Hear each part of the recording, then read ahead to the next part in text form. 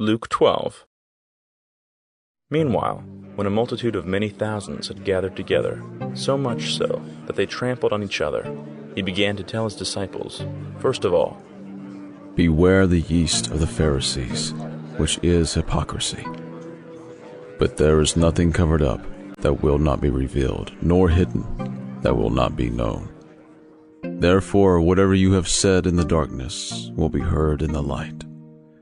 What you have spoken in the ear in the inner rooms will be proclaimed on the housetops. I tell you, my friends, don't be afraid of those who kill the body, and after that have no more that they can do. But I will warn you whom you should fear. Fear him who, after he is killed, has power to cast into Gehenna. Yes, I tell you, fear him. Aren't 5 sparrows sold for 2 Assaria coins? Not one of them is forgotten by God. But the very hairs of your head are all numbered. Therefore, don't be afraid. You are of more value than many sparrows.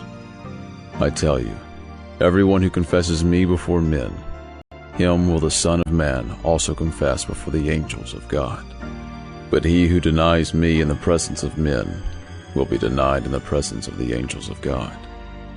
Everyone who speaks a word against the Son of Man will be forgiven, but those who blaspheme against the Holy Spirit will not be forgiven. When they bring you before the synagogues, the rulers, and the authorities, don't be anxious how or what you will answer or what you will say, for the Holy Spirit will teach you in that same hour what you must say. One of the multitude said to him, Teacher, tell my brother to divide the inheritance with me. But he said to him, Man, who made me a judge or arbitrator over you? He said to them, Beware, keep yourselves from covetousness, for a man's life doesn't consist of the abundance of the things which he possesses. He spoke a parable to them, saying, The ground of a certain rich man produced abundantly. He reasoned within himself, saying, What will I do, because I don't have room to store my crops?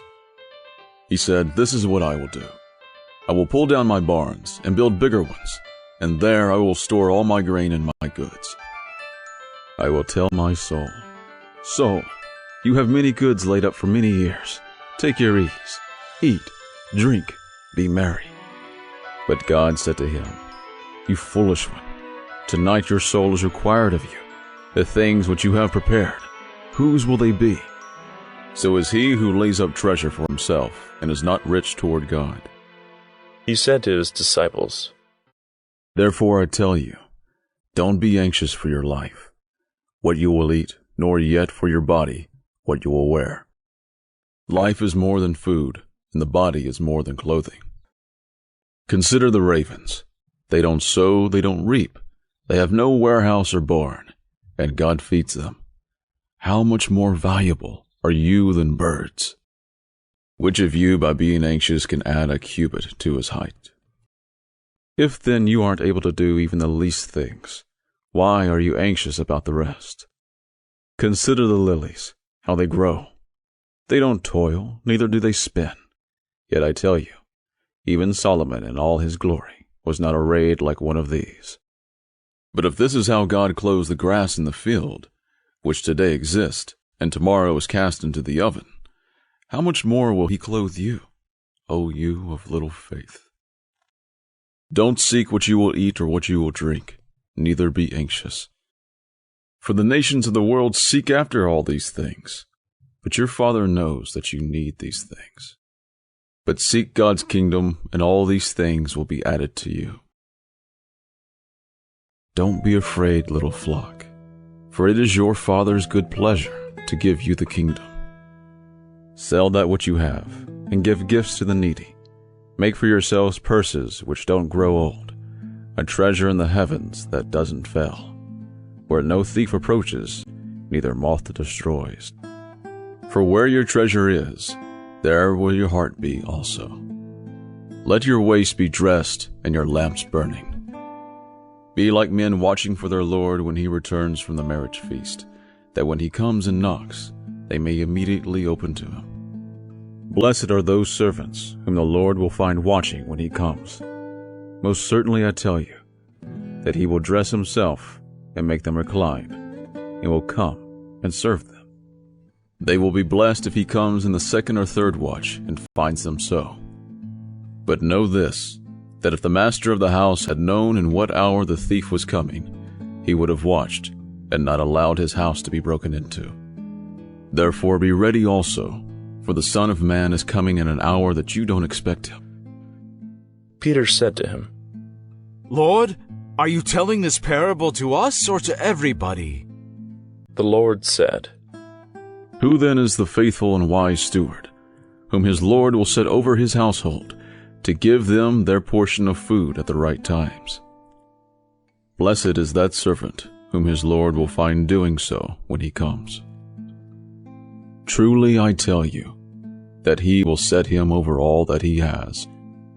But if that servant says in his heart, My Lord delays his coming, and begins to beat the men servants and the maidservants, and to eat and drink and to be drunken, then the Lord of that servant will come in a day when he isn't expecting him, and in an hour that he doesn't know, and will cut him in two, and place his portion with the unfaithful.